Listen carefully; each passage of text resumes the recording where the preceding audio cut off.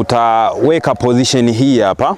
Remote yako utaishika kwa mkono wa kushoto namna hii, alafu drone utaishika kwa mkono wa kulia namna hii. Alafu joystick utazivuta namna hii kama ambavyo nimefanya mwanzo. Kwa utaona propeller zitaanza kuzunguka. Hakikisha umeshikilia drone katika position hii ili propeller zisikudisturb. Alafu kwa mkono wa kushoto utasukuma joystick ya mkono wa kushoto kwenda juu taratibu. Uisukume mpaka drone ambapo itapata nguvu za kupanda juu, alafu utaiachia namna hiyo. Kwa tayari utakuwa umesha take off drone yako, lakini pia kuilendi sasa au kuishusha, utaweka mkono namna hii.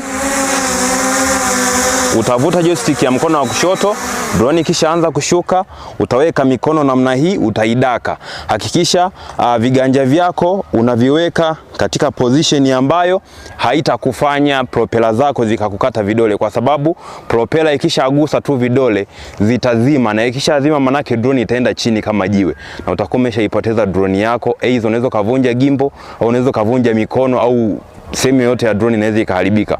Kwa hiyo ni hatua ya muhimu ya kutake off drone kwa drone ikiwa chini au kwa drone ikiwa mkononi.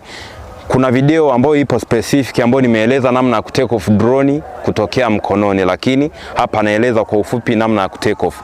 Baada ya kuwa sasa umetake off, maana yake hicho